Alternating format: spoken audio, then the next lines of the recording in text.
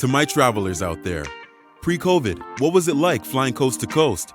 Were you comfortably in first or business class, or were you cramped in economy class? Either way, let's take a minute to appreciate how modern technology and accommodations has made these types of flights a relative luxury compared to the journey today's aviators went through. James Herman Banning and Thomas Cox Allen traveled from Los Angeles, California to Long Island, New York during the month of September 1932. With the equivalent of a beat-up 1990 Honda Civic with a bad engine and a crumbled-up map as navigation while having only about $400 of today's money in their pockets. These two took on the moniker of the Flying Hobos to gain support of communities as they toured the nation as the first black pilots to fly transcontinental. Welcome to the Melanated Wings Collection, presented by Better Endeavors, LLC. This week's episode, Volume 1, Episode 5, overviewing the adventure of the Flying Hobos, the first black men in America to fly from sea to shining sea. Banning was born on November 5, 1900, in Canton, Oklahoma Territory. Oklahoma did not become a state until 7 years later. His father, Riley, became the owner of 160 acres of land near Kingfisher, Oklahoma in December 1900 during the Homestead Act. Banning attended the schoolhouse built by his parents on his family's property. James graduated from Favre High School in Guthrie in 1918. He began studying electrical engineering at Iowa State College in 1919. While in college, Banning owned and operated the J.H. Banning Auto Repair Shop in Ames from 1922 to 1928. James rode on his first aircraft in 1920 at a traveling air circus in Iowa. This inspired him to begin taking flight lessons from a former World War I U.S. Army aviator, Raymond Fisher, at this flying field in Des Moines, Iowa. Banning earned both his mechanic certificate and pilot's license number 1324 in 1926. He was the first black aviator to earn a license from the U.S. Department of Commerce. Banning accepted a job from William J. Powell as a flight instructor and chief pilot at the Bessie Coleman Aero Club Aviation School for African Americans in Los Angeles, California. In 1932, James eventually meets mechanic Thomas Cox Allen, who was interested in flying across the nation due to hearing there is a $1,000 prize, nearly $19,000 in 2020. By this time, the Great Depression was in full effect, and the Bessie Coleman Aero Company, the parent company of William Powell's Bessie Coleman's Aero Club Aviation School, has folded. Banning felt compelled to at least give it a try. While Banning was the pilot, Allen was the navigator for the expedition. Thomas carefully plotted the route to ensure they landed in black communities to receive support for their travels. This support was heavily needed since they only had $25, $440 in 2020, when they began their journey from Los Angeles, California. They assembled their famous orange and black Alexander Eagle Rock biplane with a sputtering 14-year-old Curtiss OXX-6 engine.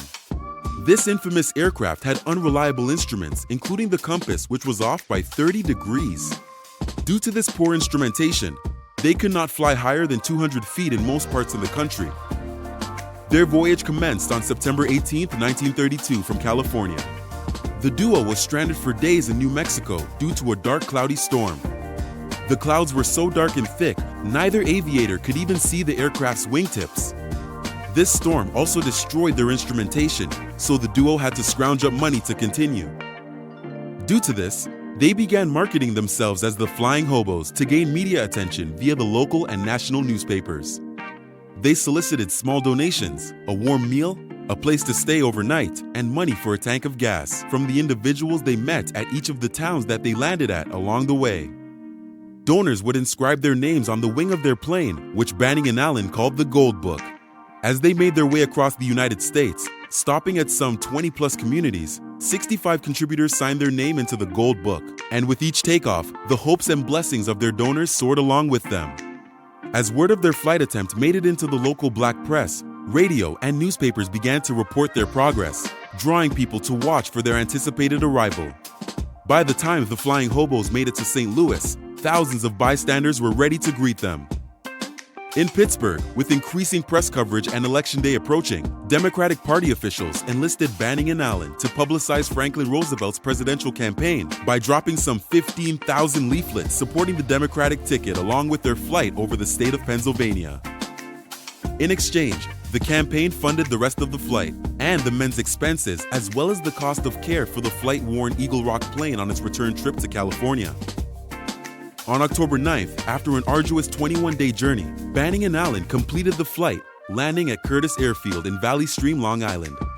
The journey accrued around 41 hours and 37 minutes and had a total distance of 3,300 miles. Upon their arrival, New York City Mayor Jimmy Walker gave the duo keys to the city and a parade in their honor in Harlem. Shortly after Banning completed the flight, he wrote an article for the Pittsburgh Courier entitled "The Day I Sprouted Wings," in which he described his first solo flight in a plane he had assembled with his own two hands. The Cotton Club in Harlem had performances by Duke Ellington and Cab Calloway to celebrate and honor the two. 3 months after his historic transcontinental flight on February 5, 1933, Banning returned to Los Angeles, California. James attempted to rent an airplane so that he can participate in the San Diego Air Show. Banning was denied because of his race. James instead participated as a passenger, sitting in the front cockpit with a white Navy pilot at the controls. The plane was in a steep climb when its engine stalled and the relatively inexperienced pilot was unable to gain control of the plane. This resulted in the aircraft crashing in front of hundreds of spectators, killing both men. Banning was 34 years old at the time of his death, but the legacy of flight that he left behind still lives on. Allen would go on to live until the age of 82 and pass away on September 13, 1989. What did you think of the journey of the gentleman in this video? Could you even think of doing the same in your car today? Are you enjoying our voice actor? Leave a comment below. If you enjoyed this video, be sure to leave a like. Our next aviator was Banning's employer and owner, the aforementioned Bessie Coleman Aero Company. William J. Powell was the first black entrepreneur in the aviation industry with the dream of utilizing this new field to begin vast equality and wealth to his people. Tune in for much more in next week's episode. Subscribe to our channel and click the bell to receive notifications of next week's premiere, along with others to come during our first volume. Feel free to visit our website listed in the description below to learn more about our Volume 1 Chronicles. Our voice actor, that's me, Rawvintage, can be found on Fiverr. The link to his account can be found in the description as well. As always, have an uplifting day and stay up.